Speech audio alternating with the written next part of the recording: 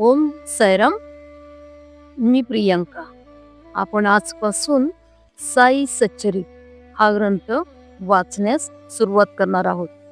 साई सच्चरित हा ग्रंथ कैलासवासी गोविंद रघुनाथ दाभोलकर यांनी लिहिला आहे. ग्रंथ लिहिण्याची सुरुवात बाबा सदेह असतानाच झालेली होती.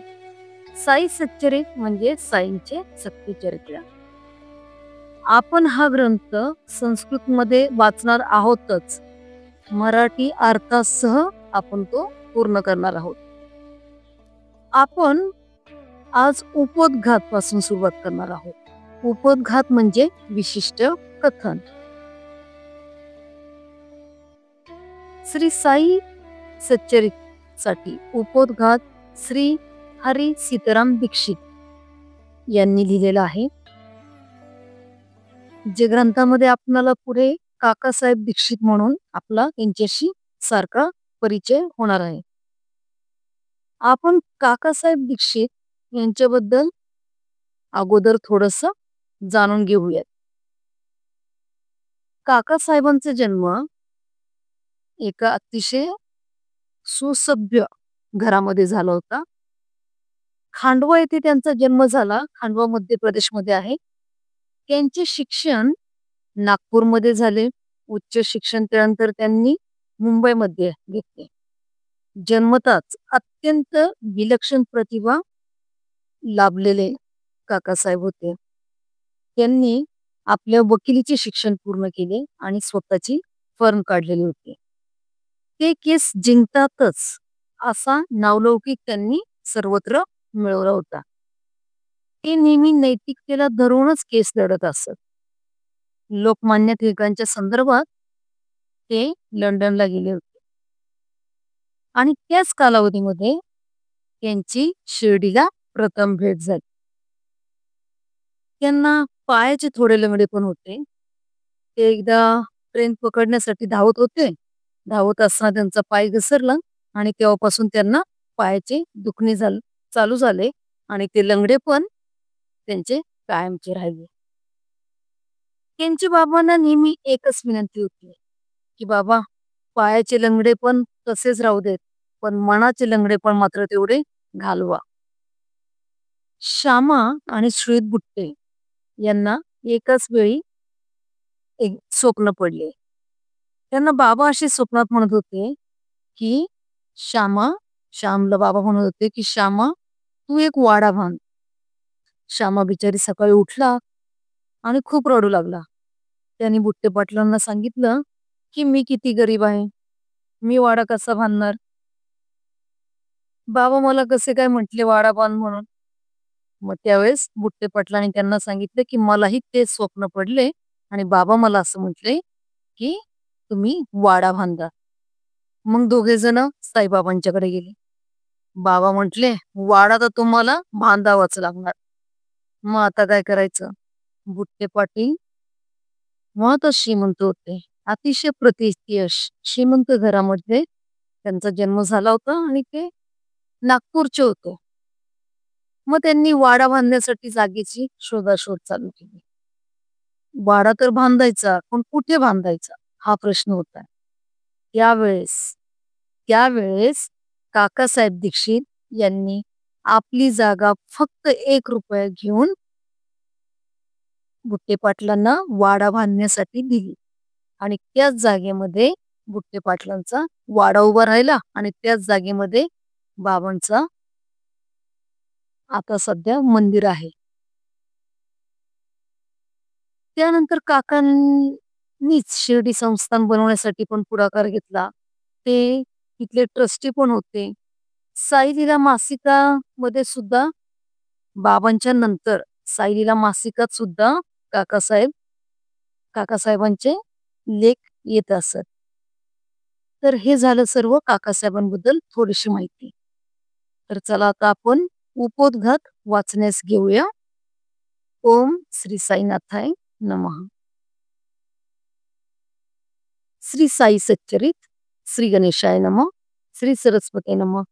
श्री सद्गुरुभ्यो नमः. गुरु ब्रह्मा गुरु विष्णू गुरुदेव महेश्वरा गुरु साक्षात परब्रह्म तस्मै श्री गुरुवे नमः.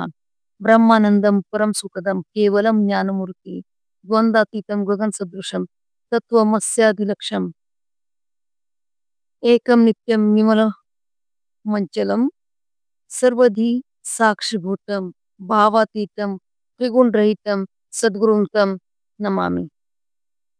उप उपोद्घात. श्री साईनाथ महाराज सुमारे 50 वर्षापूर्वी शिर्डीस प्रथम आले. शिर्डी हे गाव अहमदनगर जिल्ह्यात राहता तालुक्यात आहे. पूर्वी कोपरगाव मध्ये होते. महाराज मूळ कोटील राहणारे व त्यांची माता पितरे कोण याविषयी खात्रीलायक माहिती मिळत नाही. एवढे मात्र खचितच दिसते की महाराजांचा मोगलाईशी संबंध बराच असावा. महाराजांच्या बोलण्यात शेलू, जालना, मानवत, पाथरी, परभणी, नौरंगाबाद म्हणजेच औरंगाबाद, बीड, बेदर या मोगलाईंच्या गावांचा वारंवार उल्लेख येत असे. एकदा एक पाथरीचा ग्रहस्थ महाराजांच्या दर्शनास आला होता. त्याला महाराजांनी पाथरीची हकीकत विचारून तेथील बहुतेक ठळक ठळक गृहस्थांची नावे घेऊन त्यांच्याविषयी चौकशी केली. यावरून महाराजांना पाथरीची विशेष माहिती होती असे मानता येईल. पण त्यांचा जन्म तेथचाच असावा असे मात्र खात्रीलायक म्हणता येत नाही. तसेच महाराज मूळचे ब्राह्मण होते की ते जन्मताच मुसलमान होते हे निश्चयात्मक सांगता येत नाही. किंबहुना त्यांच्या भक्तांच्या म्हणण्याप्रमाणे ते अयोनिज होते की काय हेही सांगता येत नाही. महाराजांना अयोनिज मानणे हे भक्तेतरांच्या दृष्टीला अशक्य वाटेल. म्हणजे जे भक्त नाही त्यांना अशक्य वाटेल. पण हे प्रस्तुत लेखकाला वाटत नाही, म्हणजे काकांना. या लेखकाजवळ महाराजांनी स्वतः एकदा असे उद्गार काढले होते की आता आपण जाऊ ते 8 वर्षाची होऊन येऊ. श्रीकृष्णमूर्ती देवकी मातेजवळ प्रकटली तेव्हा 8 वर्षाचीच होती असे पुराणांतरी वर्णन आहे. 8 वर्षाची मूर्ती असंभाव्य पडली दिसती, तेचे दशदिशा उजळती, तेथे लपती शशी सूर्य असं हरिविजय ग्रंथामध्ये आहे. महाराजांचे पुष्कळ भक्त त्यांना हे साधकाचे सिद्ध झालेले माणिक नसून प्रत्यक्ष अवतार मानतात व महाराजांच्या लीला व त्यांची अद्भुत शक्ती पाहून त्यांना श्रीकृष्णाचा अवतार मानणारे पुष्कळ आहेत. महाराज मात्र स्वतः आपल्याकडे तो अधिकार घेत नसत. ते बोलताना आपल्याला परमेश्वराचा सेवक म्हणजे बंदा म्हणून घेत असत. आपल्या गुरुचा आशीर्वाद देताना प्रायः अल्लाह भला करेगा हे शब्द असत. स्वतःकडे कधीही मोठेपणा घेत नसत. ते कधीही अनल हक्क म्हणजे मीच परमेश्वर असे म्हणत नसत.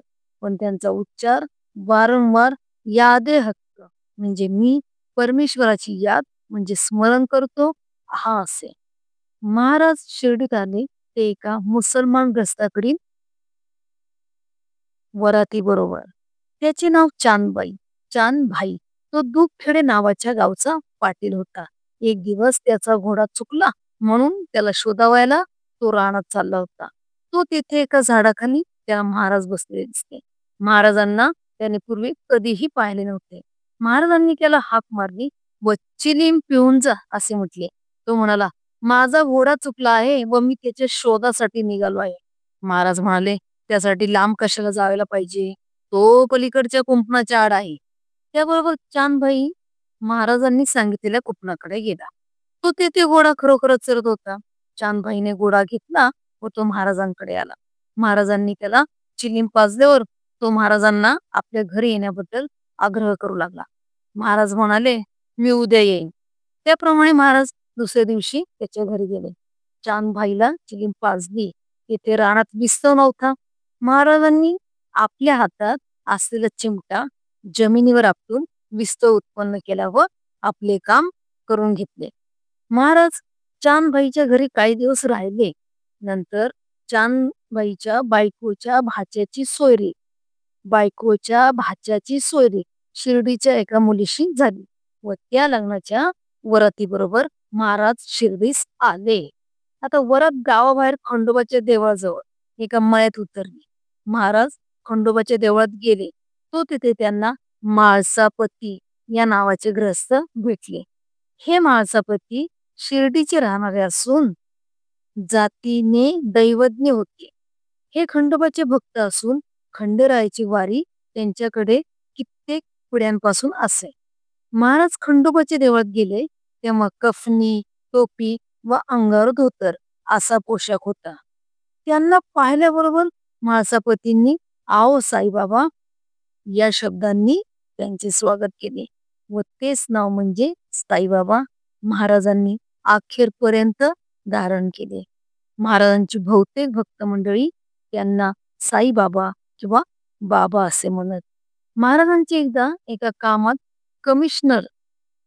कमिशनवर साक्ष झाली. तेव्हा महाराजांना नाव विचारलं असता मला साईबाबा म्हणतात असे उत्तर दिले. म्हाळसापती महाराजांना गावात घेऊन आले व तेथे त्यांनी महाराजांची व आपले सोबती काशीराम शिंपी व आप्पा जागले यांची गाठ घालून दिली. हे तिघे गावात येणाऱ्या साधू संतांची, गोसावी बैराग्यांची, फकीर फुकऱ्यांची आपल्या शक्तीप्रमाणे सेवा करीत व त्यांचा परामर्श घेत. शिर्डीगाव फार रहदारीचे असल्यामुळे येथे वारंवार अशी मंडळी येत व त्यांची थोडी बहुत संभावना वर लिहिलेल्या तिघांकडून होत असे. हे तिघेही कोण कोण? काशीराम, आप्पा आणि म्हाळसापती. हे तिघेही महाराजांचे पूर्ण भक्त बनले. यापैकी काशीराम व आप्पा हे पुढे काही वर्षांनी वारले. काशीरामांनी आधी देह ठेवला व त्यानंतर काही वर्षांनी आप्पांनी देखील देह ठेवला. पण दोघांनाही मरण समयी एकादशीच लाभली होती. हरिभक्तांचे मरण हरिदिनीच होणे व त्याप्रमाणेच या दोघांचेही झाले होते. काशीरामांनी महाराजांची सेवा अतिशय उत्तम तऱ्हेने म्हणजे खरोखरच तन मन धनाने केली. महाराजांची कफनी पूर्वी भगवीत व पांढरी असे. काशीरामाने हिरवी कफनी व हिरवी टोपी महाराजांना शिवून दिली. पण प्राय महाराज पांढरीच कफनी घाली व डोक्यास धोतर बांधली. तसेच महाराजांना चिलीम तंबाखू पुरवून त्यांच्या धुनीला सरपणही पुरवायचे व जरूर पडल्यास पैसेही द्यायचे. हे व्रत काशीरामांनी चालवले. पुढे पुढे तर आपली पैशांची थैलीच महाराजांपुढे ठेवायची. मग महाराजांनी इच्छेस येईल तितके पैसे घ्यायचे अशी विनंती करायची. महाराज त्यावेळेस दक्षिणा घेत नसत. तरी पण काशीरामाकडून पैसा 2 पैसा मात्र नेहमी घेत असत. महाराजांनी आपल्याकडून दक्षिणा घ्यावी याबद्दल काशीरामाला इतकी आतुरता असे की एखाद्या दिवशी जर महाराजांनी दक्षिणा घेतली नाही तर त्याला अतिशय वाईट वाटून डोळ्यातून अश्रुधारा चालू व्हायच्या, रडत बसायचा तो. अशा प्रकारे वाईट वाटणे सुद्धा परमार्थाला विघातक आहे, कारण त्यात माझी देण्याची शक्ती आहे अशा तऱ्हेचा अभिमान शिरतो. अर्थात भक्तांच्या परमार्थाला विघातक गोष्टी असतील त्या काढून टाकण्याचा देवाचा नित्य संकल्प असतो. त्याप्रमाणे काशीरामासही झाले. काही दिवसांनी त्यांची पैशा संबंधाची ओढाताण होऊ लागली आणि महाराजांनी त्यांच्याजवळ दक्षिणा मागण्याचा सपाटा चालविला. पैसे संपले असे त्याला मोठ्या कष्टाने म्हणावे लागले. मग वाण्याजवळ मागून मला आणून दे असे महाराजांनी म्हटले. त्याप्रमाणे काही दिवस वाण्याकडून मागून आणण्याचा क्रम मग पुढे चालू ठेवला. पुढे वाणीही पैसे देण्याचा झाला. अर्थात सगळी लीला काशीरामाचा अभिमान दूर करण्यासाठीच होती. त्याची अशी खात्री झाली की आपली देण्याची शक्ती नाही व हे त्याला पटल्याबरोबर त्यांची सांपत्तिक स्थिती पुन्हा सुधारत चालली आणि तो पूर्वीप्रमाणेच सुखवस्तू झाला. महाराजांनी आपल्याकडून दक्षिणा नित्य घ्यावी ही तळमळ त्याची पार नाहीशी झाली. काशीराम कापड विकण्याचा धंदा करीत असे व निरनिराळ्या गावी बाजारच्या दिवशी दुकान घालली.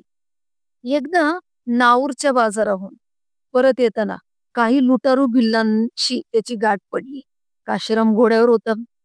तिकडे लुटारू प्रथम गेले नाही, पण त्याच्या बरोबर गाड्या रस्त्याने चालल्या होत्या त्या त्यांनी अडवल्या. नंतर काशीरामाकडे त्यांचे लक्ष गेल्याबरोबर ते तिकडे धावून गेले. चोरांनी काशीरामाला लुटण्याची तयारी केली व त्याप्रमाणे त्याचे काही सामान घेतले. त्याला काशीरामाने हरकत घेतली नाही. पुढे त्या चोरांनी त्यांच्याजवळ एक लहानशी घाटोडी होती, तिलाच हात घातला. चोरांना वाटले त्यातच काहीतरी डबोले आहे. खरोखरच त्यात नुसती पिठी साखर होती. काशीरामाला जानकीदास बाबा या नावाच्या सत्पुरुषाने मुंग्यांना साखर घालीत जावी असा उपदेश केल्यापासून काशीराम नेहमी साखर जवळ बाळगीत असे. अर्थात ती गठडी त्याला अत्यंत प्रिय होती व काय वाटेल ते हो, पण ती गठडी जाऊ द्यायची नाही असा त्याने निश्चयच केला. तितक्यात या चोरांपैकी एकाची तलवार पडली होती. तिकडे काशीरामाचे लक्ष जाऊन त्याने ती पटकन जाऊन उचलली व त्या चोरापैकी दोघांना त्याने ठार केले. इतक्यात तिसऱ्या चोराने मागवून येऊन कुऱ्हाडीचा घाव त्याच्या डोक्यावर घातला. त्याबरोबर काशीराम बेशुद्ध होऊन प्रेतवत पडला. राहिलेल्या चोरांना काशीरामाचा प्राणांत झाला असे वाटून ते त्याला तेथेच टाकून चालते झाले, पण वस्तुतः त्याचा प्राणांत झाला नव्हता. पुढे काही वेळाने तो शुद्धीवर आला व काही दिवसांनी बरा देखील झाला. त्याची महाराजावर पूर्ण श्रद्धा असल्यामुळे त्याने इस्पितळात जाण्याचे नाकारले व मला शिर्डीस घेऊन चला असा आग्रह धरला. त्याप्रमाणे त्याला तेथे म्हणजेच शिर्डीला आणले आणि महाराजांच्या सांगण्यावरून तेथेच माधवराव देशपांड्यांकडून औषधोपचार करविला. अर्थात महाराजांच्या कृपेने काशीरामाची प्रकृती चांगली झाली. या शूर कृत्याबद्दल मुंबई सरकारकडून काशीरामास एक तलवार बक्षीस मिळाली. काशीरामाची चोरांशी झटापट चालली असताना इकडे शिर्डीस महाराजांनी अकांत करून सोडला. एकसारख्या शिव्या, बोंबा मारणे व इतर क्षोभाचे प्रकार चालले. जवळ असलेल्या मंडळींनी ताबडतोब ओळखले की कोणत्या तरी प्रिय भक्तावर अति महत् संकट आलेले आहे व हा सगळा आकांत त्या संकटातून भक्ताचे रक्षण करण्यासाठीच आहे. आणि तसाच प्रकार झाला देखील. चोर पुष्कळ असून हत्यार बंद होते. त्यांच्या तडाख्यातून काशीरामांनी जिवंत सुटणे कोणालाच शक्य नव्हते, पण तारणाऱ्या पुढे मारणाऱ्याचे काय चालते. असो, काशीराम यानंतर काही वर्ष वाचला व शके 1830च्या चैत्र शुद्ध 11ला वारला. वर लिहिलेल्या तिघांपैकी माळसपती बरेच दिवस हयात होते आणि ते भाद्रपद शके 1844 मध्ये वारले. त्यांचा व महाराजांचा अति निकट संबंध होता. महाराजांचे बसणे मशिदीत असे व निजणे एक रात्र मशिदीत व एक रात्र चावडीत असे.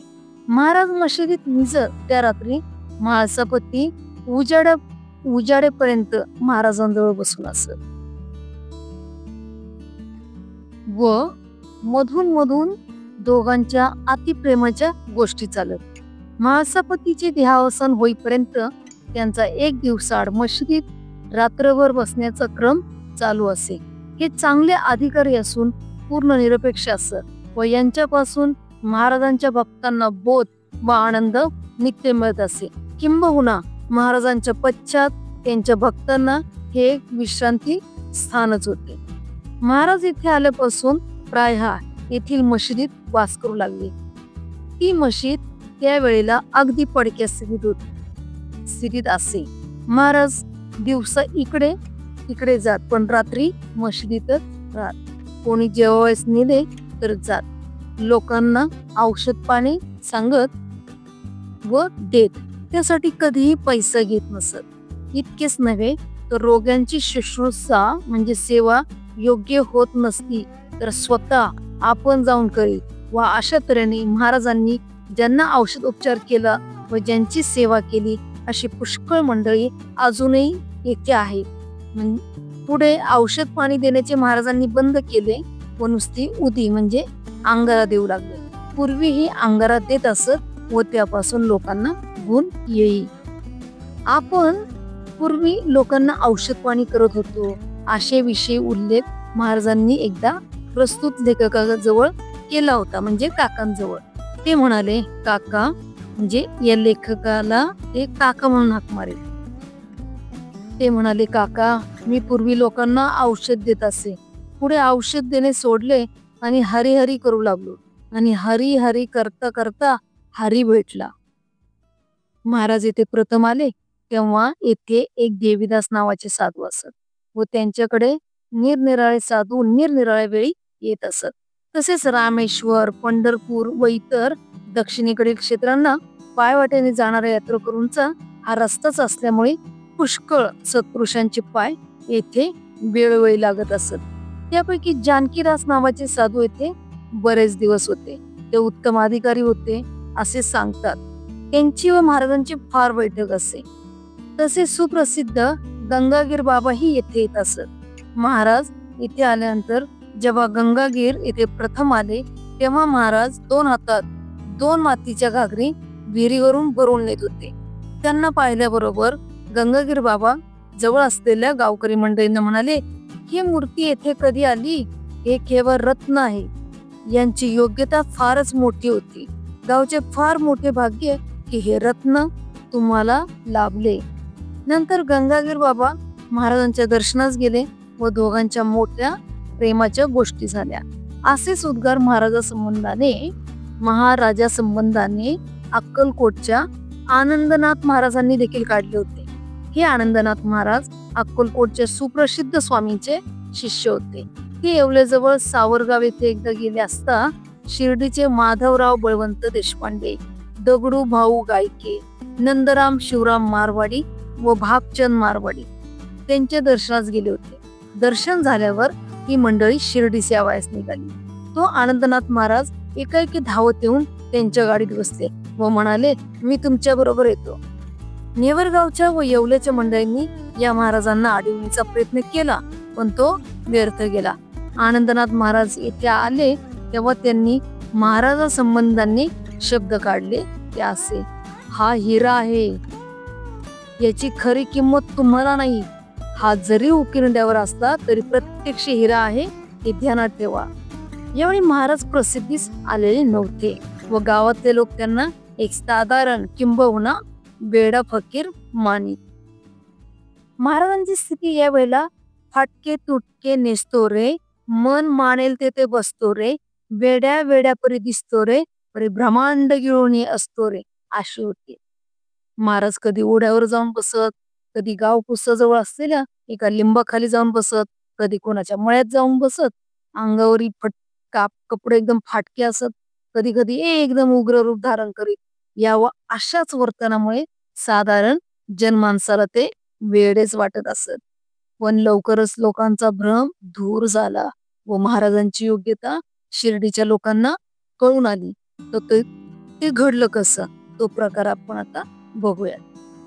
महाराजांना मशिदी व देवळातूनही पुष्कळ दिवे लावण्याची हौस असे.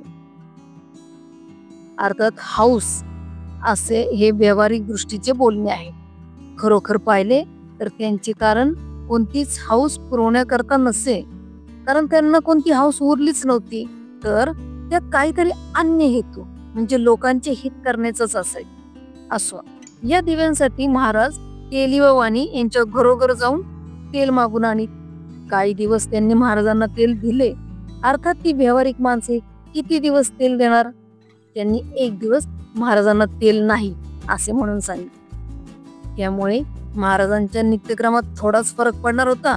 महाराजांनी काय केलं, पंथ्यामध्ये तेलाऐवजी पाणी घातले आणि नेहमीप्रमाणे त्याच्यात ते काकडे म्हणजे त्या वाती घालून काडी दिली पेटवून दिवे सगळे पेटले. महाराज ही तयारी करीत असताना लोकांना त्यांच्या बेडेपणाविषयी पक्की खात्री वाटली की हे जरा बेडच दिसतंय.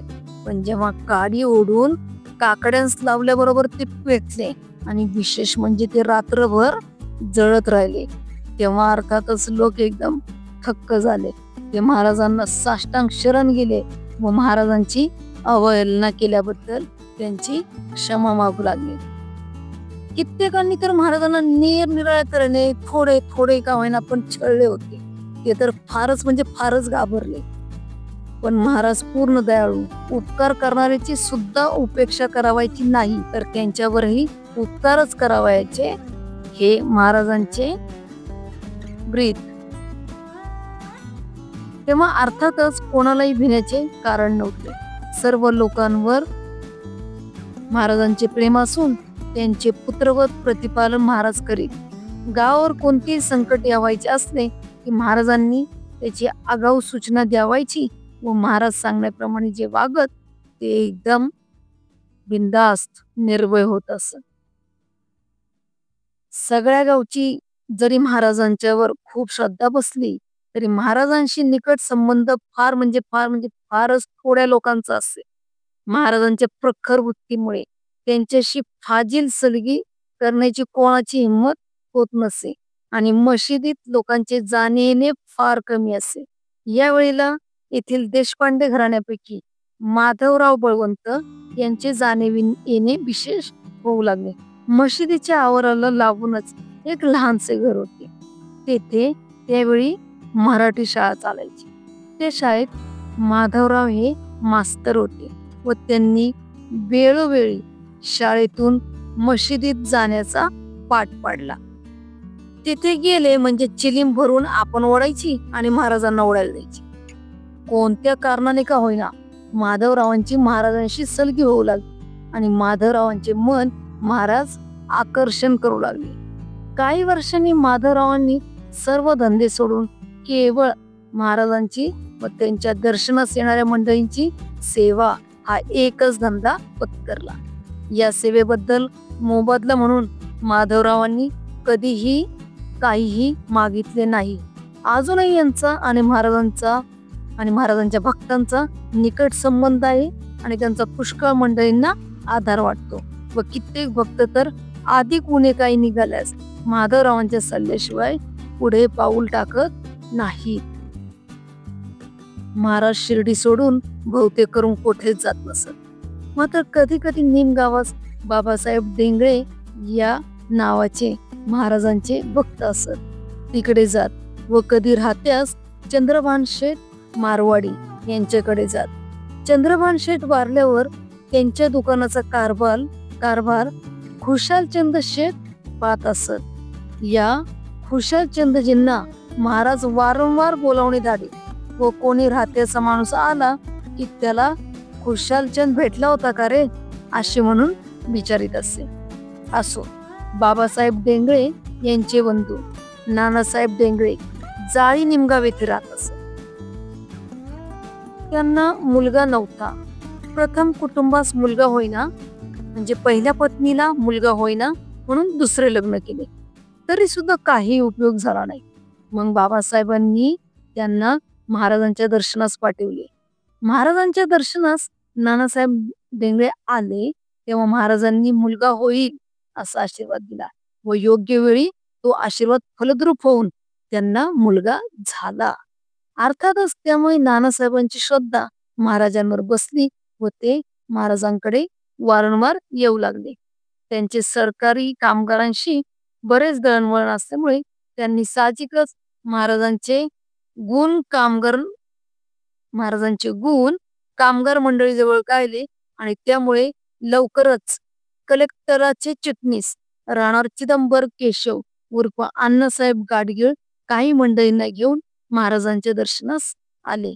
अण्णासाहेब गाडगीळांची महाराजांवरील श्रद्धा उत्तर म्हणजे दिवसेंदिवस वाढत जाऊन ते महाराजांचे पूर्ण भक्त बनले.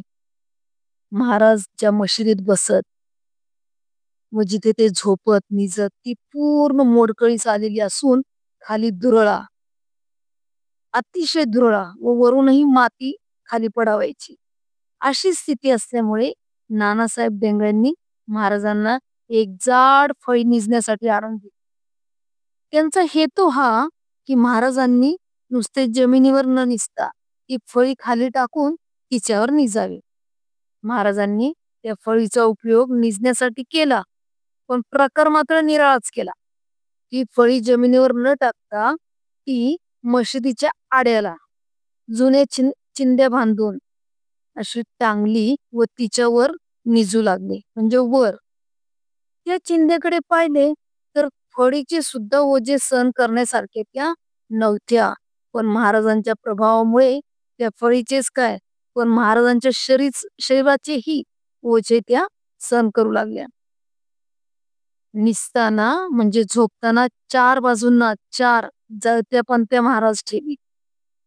त्या फळीवर महाराजांना पाहण्याचे ज्याला त्याला मोठे कौतुक वाटते व पुष्कळ मंडळी लांब उभे राहून ते कौतुक पाहत. मात्र महाराजांना त्या फळीवर चढताना किंवा उतरता कोणीही पाहिले नाही. पुष्कळदा मंडळींनी पाळती ठेवल्या, म्हणजे गपचूप लक्ष ठेवलं की महाराजांना चढताना आणि उतरताना आपण पाहायचंच. पण महाराजांचे चढणे आणि उतरणे कधीही कोणालाही दिसले नाही. वरील कौतुक पाहण्यासाठी मंडळी फार जमू लागली. तेव्हा ही उपाधी दूर होण्यासाठी महाराजांनी ती फळी एके दिवशी स्वतःच तोडून टाकली. नानासाहेब देंगळे ज्या कारणासाठी महाराजांच्या दर्शनास प्रथम आले, त्याच कारणासाठी कोपरगावचे मुलकी सर्कल इन्स्पेक्टर गोपाळराव गुंड हेही दर्शनास आले. यांना 3 कुटुंबे असून मुलगा नव्हता. 3 कुटुंब म्हणजे 3 पत्नी. यांनाही महाराजांच्या आशीर्वादाने मुलगा झाला. हेही महाराजांचे पूर्ण भक्त बनले. त्यांच्या मनात एकदा असे आले की मशीद मोडकळीस आली आहे, ती आपण काय करावी, परत फिरून बांधावी. व त्यासाठी त्यांनी बरेचसे दगड गोळा केले. पण महाराजांनी काय त्यांना मशीद बांधण्यासाठी परवानगी दिली नाही, कारण ते काम त्यांना दुसऱ्या एका भक्ताकडून करून घ्यायचे असावे. अर्थात ती हकीकत पुढे दिली आहे. गोपाळरावांनी जमवलेल्या दगडांचा विनियोग महाराजांच्या आज्ञेने तेथील शनीचे देऊळ बांधण्यात व गावातील दुसऱ्या देवळांचा जीर्णोद्धार करण्यात आला व ते देऊन मंदिरही मोठी करवली. जसे गावातील देवळांकडे महाराजांचे लक्ष असे, तसेच येथील तुरबतीकडे सुद्धा महाराजांचे लक्ष असे. गावकुसाजवळील निंबाच्या झाडाखाली महाराज कधी कधी बसत, म्हणून वर सांगितले आहे. येथेच एक पिराची तुरबत आहे असे महाराजांनी एकदा म्हटले. येथेच म्हणजे त्या निंबाच्या झाडाच्या खाली एक पिराची तुरबत आहे असे महाराजांनी म्हटले व तेथे खणून पाहिले, तो तेथे खरोखरच तुरबत निघाली. मग त्या दिवशी मंडळींनी महाराजांची वाजत गाजत मिरवणूक काढली. या तुरबतीबद्दलचा उल्लेख महाराजांनी प्रस्तुत लेखकाजवळही केला होता, म्हणजे ह्या काकासाहेबांजवळ. महाराज म्हणाले, ही आपल्या वडिलांची जागा आहे. येथे दर गुरुवारी व शुक्रवारी ऊद जाळीत जावा. ऊद म्हणजे ऊद जाळीत जावा, म्हणजे त्यात आपलेच कल्याण आहे. एकदा गोपाळराव गुंडाच्या मनात असे आले की येथे महाराजांप्रित्यर्थ वार्षिक जत्रा किंवा आपण उरूस भरवावा. तो विचार त्यांनी गावातील तात्या पाटील, दादा कोते पाटील व माधवराव देशपांडे व इतर मंडळींच्या पुढे ठेवला व त्यांनाही देखील तो पटला. त्यांनी त्यासाठी जमवाजमव करण्याचे मनावर घेतले. पण तेथे तेव्हा आलेल्या कुलकर्ण्याकडून आडकाठी झाली व तिचा परिणाम हा झाला की कलेक्टराने जत्रा भरवू नये असा डायरेक्ट हुकूमच काढला. ती जत्रा महाराजांच्या आज्ञेने रामनवमीला भरायचे ठरवले व तेव्हापासून मग ती सुरू झाली. ती अजूनही दर रामनवमीलाच भरते. या जत्रेची व्यवस्था पहिल्यापासून शिर्डी येथील तात्या गणपती पाटील कोते हे पाहत असत. त्यांच्यावर महाराजांचे अत्यंत प्रेम असे. हे महाराजांना मामा म्हणत. यांची आई सौ बायजाबाई यांनी महाराजांची फार सेवा केली आणि ती अशा वेळेला की जेव्हा गावातील बहुजन समाज महाराजांना वेड्यात काढली. महाराज पूर्वी दिवसातून 4-5 वेळा गावात भिक्षेला जात असत, पण सौ बायजाबाईंनी त्यांना कधीही बिनमुख लावले नाही. अर्थात या सेवेचे फळ बाईंना तर मिळालेच, पण त्यांच्या सर्व कुटुंबाला विशेषतः तात्यांना मिळाले.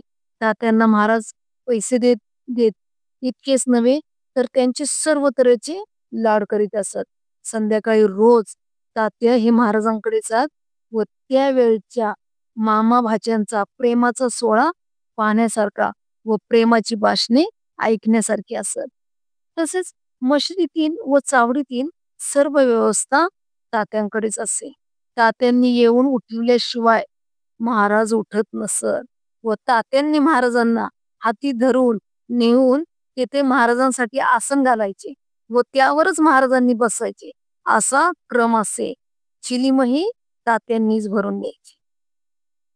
रामनवमीच्या जत्रेच्या वेळी म्हणजे खुद्द रामनवमीच्याच दिवशी 2 मोठ्या निशाणांची थाटाची मिरवणूक निघून मशिदीत जात असे व तेथे ती 2 निशाणे 2 टोकांना बांधली जात.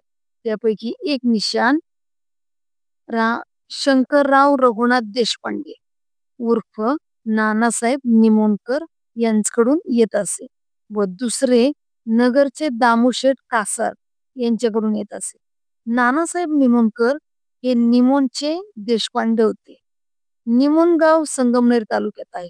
नानासाहेब तालुक्यात पुढारी ग्रस्तांमध्ये मोडत असून सरकारने त्यांना ऑनररी मॅजिस्ट्रेट नेमले होते व ते काम त्यांनी पुष्कळ वर्ष केले. शेवटी वृद्धापकाळ झाला म्हणून ते त्यांनी सोडले. त्यांचे चुलते येथे राहत असत व ते कधी कधी येथे येत. येथे आले म्हणजे चुलत्यांच्या सांगण्यावरून महाराजांच्या दर्शनाला ते जात असत. हळूहळू महाराजांवर त्यांची श्रद्धा वाढत चालली आणि शेवटची 3 वर्ष तर त्यांनी महाराजांच्या अखंड सेवेतच झालेली. फक्त स्नान संध्यादी इत्यादी नित्यकर्म उरकण्यापुरतेच फक्त ते घरी जात असत. बाकी सारा वेळ ते महाराजांच्या सेवेत तत्पर असत. साठी उलटून गेली होती तरी महाराजांची सेवा करताना आळस किंवा विश्रांतीची इच्छाही त्यांना कधीही शिवली नाही. महाराज त्यांना काका म्हणून हाक मारत. महाराजांच्या पश्चात हे फार दिवस राहिले नाहीत. लवकरच त्यांना महाराजांनी आपल्या पायापाशी नेले. महाराजांच्या कृपेने त्यांचा अंत उत्तम झाला. शेवटचे 3 दिवस त्यांना जिकडे तिकडे सगळीकडे फक्त महाराज दिसत होते व जो जवळ येईल त्याला साईबाबा म्हणजे महाराजांना बाबा म्हणत. तसं जे येईल जवळ त्यांना ते साईबाबा म्हणत. स्वतःच्या कुटुंबालाही या साईबाबा असेच म्हणत. कुटुंबाला वाटले त्यांना काही भ्रम झाला असेल आणि म्हणून कुटुंबाने म्हटले मी बाबा नव्हे, मी आपली पत्नी आहे. त्यावर ते म्हणाले तुझ्यात कोण, बाबाच आहे, तू बाबाच आहेस. अशा तऱ्हेने महाराजांच्या अखंड स्मरणात त्यांचा अंत झाला. रामनवमीच्या वेळी दुसरे निशाण येते ते दामोदर सावळाराम उर्फ दामोशेठ कासारांचे. हे मी वर सांगितले आहे. यांना 2 कुटुंबे असून म्हणजे 2 पत्नी असून एकापासूनही पुत्रसंतती नव्हती. त्यामुळे याची त्यांना फार खंत वाटत असे. त्यांना एकदा माधवराव देशपांड्यांचे सासरे गोविंदराव सापकर यांनी येथे येऊन महाराजांचा आशीर्वाद घ्यावा असे सुचवले. त्याप्रमाणे ते आले देखील. महाराजांनी आशीर्वाद दिला व त्या आशीर्वादाप्रमाणे त्यांना मुलगा झाला. अर्थात त्यांची निष्ठा महाराजांवर खूप बसली व तेव्हापासून रामनवमीला नवीन निशाण आणावायचे व त्या दिवशी येथे फकीर जमले असतील त्या सगळ्यांना जेवू घालायचे. हा नेम त्यांनी धरला व तो त्यांचा नेम आजपर्यंत चालू आहे. रामनवमीची जत्रा सुरू होण्यापूर्वी काही वर्ष महाराजांनी एका निष्काम भक्ताला आपल्याकडे ओढून घेतले होते. ते भक्त म्हणजे नारायण गोविंद उर्फ नानासाहेब चांदोरकर. हे कल्याणचे राहणारे असून त्यावेळेला नगरच्या कलेक्टरचे चिटणीस होते. यांना एके दिवशी येथील कुलकर्णी केशव अनंत उर्फ आप्पा यांनी सांगितले की आपल्याला महाराजांनी बोलवलेले आहे. नानासाहेबांना हे आप्पांचे बोलणे प्रथम काही खरेच वाटले नाही व त्यांनी म्हटले उगीच महाराजांचे नाव कशाला सांगतोस, तुझे माझ्याशी काही काम असेल तर तसं स्पष्ट सांग ना. त्यावर आप्पांनी खरोखर तुम्हाला महाराजांनीच बोलावले आहे असे निश्चयाने सांगितल्यावरून नानासाहेब महाराजांच्या दर्शनास आले व लवकरच त्यांची श्रद्धा महाराजांवर बसली.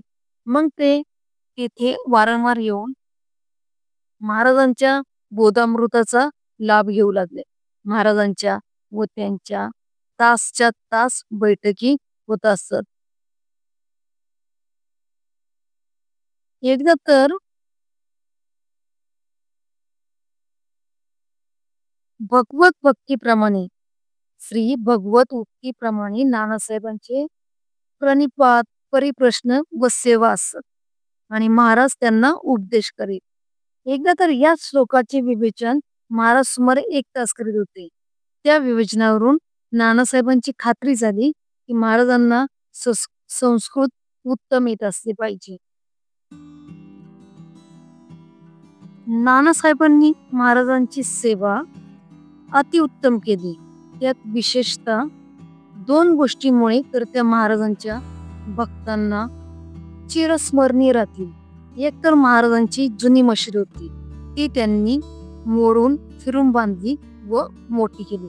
नानासाहेबांना हे काम स्वतः करून घेण्याला सवड नव्हती, म्हणून त्यांच्या विनंतीवरून नानासाहेब निमोणकरांनी येथे राहून स्वतः देखरेख करण्याचे काम पत्करले व ते काम त्यांनी अतिशय उत्तम तऱ्हेने पार पाडले. मशीद बांधण्याला महाराजांची परवानगी महासपतींच्या द्वारे मागितली व ती महाराजांना दिली. तरी पण काम चालू असताना महाराजांनी वेळोवेळी काम ते पूर्ण पाडून टाकावे आणि मोठमोठे जड दगड व प्रयाणी आपल्या हातांनी दूर बिरखावून द्यावेत. मग ते काम पुन्हा करण्यात यावे. हे महाराजांचे कृत्य इतरांना खूप चमत्कारिक वाटे, पण त्यातील खरे इंगित ज्यांना ठाऊक आहे त्यांना महाराजांच्या कृतीचे नवल वाटणार नाही. शेवटी एकदाचे मशिदीचे काम पूर्ण झाले व त्या दिवशी महाराज निमगावास गेले असता त्यांना तेथून वाजत गाजत आणून नव्या मशिदीत बसविले. या मशिदीचे काम करण्यात येथील सुतार कोंडाजी, गबाजी व तुकाराम हे 3 बंधू फारच उपयोगी पडले. महाराजांच्या देहवसनापर्यंत मशीद झाडणे, महाराजांची भांडी घासणे, महाराजांचे तोंड धुवायचे पाणी तापवणे व ते पाणी सारणे व ही सर्व कामे तुकारामच करीत असे. महाराज सहसा दुसऱ्या कोणाला हे काम करून देत नसत. अजूनही रामनवमीच्या निशाणाची मिरवणूक या सुताराच्या घरी तयार होऊन तेथूनच निघते. याच्या पुढील भाग आपण उद्या वाचूया. ओम साईराम.